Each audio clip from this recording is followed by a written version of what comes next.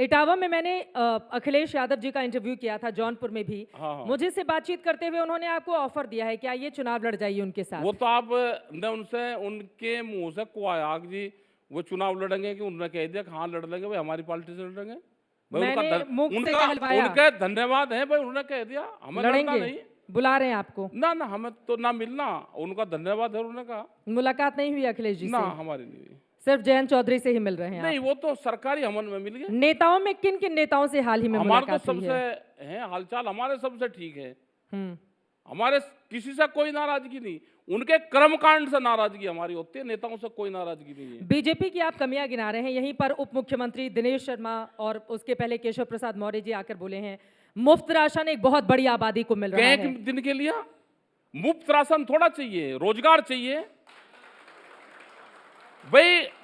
बेरोजगार लोग हो रहे हैं यहाँ के 2500 पुलिस के इंस्पेक्टर, उनकी ट्रेनिंग होगी देश में, उत्तर प्रदेश में ही सरकारी खाते में उनकी नौकरी लग गई और वे घर पर बैठे, उनकी शादियां टूट गई।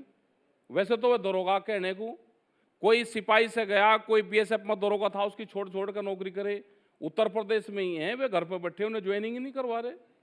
2017 और 18 के हैं। दारोगा भर्ती की बात कर रहे हैं जी, आप? किसकी दरोगा बने हुए हैं, ट्रेनिंग होगी, घर पर बैठे उनको ज्वाइनिंग नहीं दे रहे, 5 साल हो गए। तो बेरोजगारी का बहुत बुरा हाल है, सब संस्थाएं देश के बेचे जा रहे हैं। गरीबों को आवास दिया जा रहा है, प्रधानमंत्री आवास योजना के तहत 2.5 लाख रुपए, 1.5 लाख रुपए बड़े पैमाने पर दिए गए हैं ये लोगों कह रहे को। कि सरकार बढ़ रही है तो जिसका कच्चा मकान है कोई एहसान कर रहा। बीजेपी के फंड से कहा गया कोई चीज? भारत सरकार की योजना है, भारत सरकार के प्रधानमंत्री सबके हैं, हमने बार बार कहा वे सबके हैं, क्यों नहीं देंगे? अगर कच्चा मकान है तो देश में कच्चा मकान क्यों रहा? क्यों कच्चा कौन मकान? है जिम्मेदार कच्चे मकान के जिम्मेदार लिए? भारत सरकार। अलग अलग पार्टियां आती अलग रही ना अलग समय पार्टी, समय पर। जिसने नहीं बनाया वो चले गए। हाँ, भाई जिसने नहीं बनाया चले गए ना वे। तो ये बना रहे हैं तो ये बने बना रहा रहेंगे। तो अगर ये खुश होंगे जनता तो इनको वोट दे देगी। लेकिन देश के मतलब 2.5 लाख रुपए का एक गरीब का घर बना के और पूरे देश की संस्थाएं बेच दी, उसको कौन देखेगा? बीएसएनएल कौन सी संस्था नहीं बेची?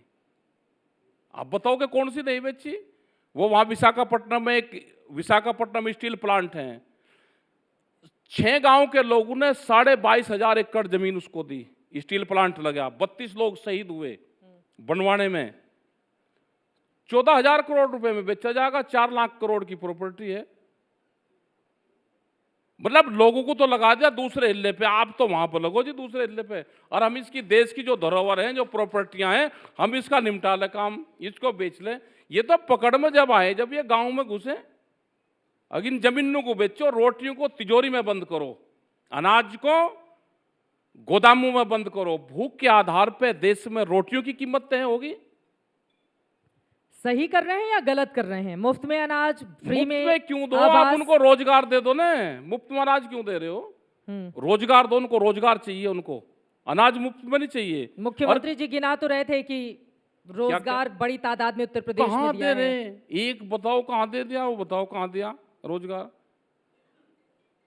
टीचरों का यही हाल है, पुलिस के जवानों का यही हाल है। ये तो आधी पुलिस भी प्राइवेट होगी, जैसे गुजरात में। गुजरात में पुलिस भी प्राइवेट है, ट्रैफिक की आधे से ज्यादा पुलिस प्राइवेट है वहां पे। आपको भरोसा, मतलब मीडिया वाले सवाल पूछे तो उनको सवाल कहीं से लेके आता है, देश में पुलिस वाला अपना काम करे तो पुलिस प्राइवेट हो गया। मतलब पुलिस भी तो किसी प्राइवेट भी संस्था पे राकेश टिकैत जी आपका भरोसा है या नहीं है? मीडिया ने ही सबसे ज्यादा किसान आंदोलन दिखाए हैं। दिखाया तो हम हमने तो लोगों को धन्यवाद भी तो दिया। समय समय पर जगह जगह सवाल पूछे जाते रहे, बावजूद इसके आपके आंदोलन में मैं थी आपके साथ नंदीग्राम में जब आप बंगाल गए थे, मैं थी मुजफ्फरनगर में जब आप गए थे। तो नंदीगांव में हमने क्या कहा? नंदीगांव लेकिन आप लोगों का चश्मा ऐसा पहन लिया कि बदलने का नाम नहीं ले रहा। चावल मांग रहे थे नंदीगांव में, ये एक मुट्ठी चावल की खिचड़ी बना रहे थे क्या? एक मुट्ठी चावल मांग रहे नंदीग्राम, घर घर जाकर बंगाल में।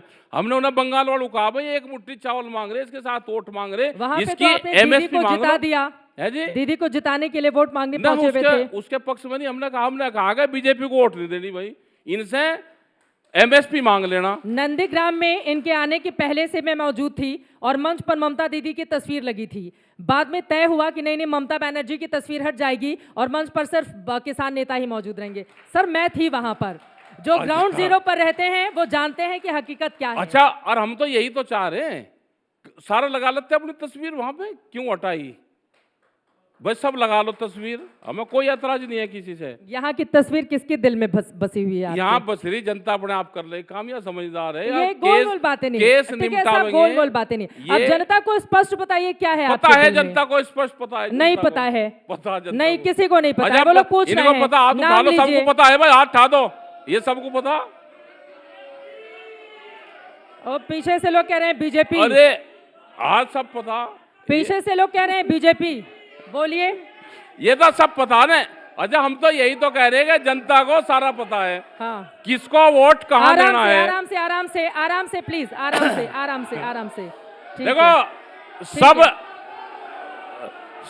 सब चीज तय हो रही, आप ही को क्लियर करना पड़ेगा, सब चीज तय हो रही, आप ही को क्लियर करना पड़ेगा, क्योंकि अलग अलग पार्टियों के तमाम लोग बैठे हुए हैं। हम ये कह रहे हैं कि जनता ने सब क्लियर करके जाइए, क्लियर कर रखी, क्लियर करके जनता ने सब चीज तय कर रखी, किसको कहाँ वोट देना है, क्या तय किया है जनता ने। जिसको वोट जहाँ, आराम से रुक जाओ भाई, सुन लीजिए प्लीज। जनता ने सब तय कर रखा, जिसको जहाँ वोट देनी वो सब तय हो गया।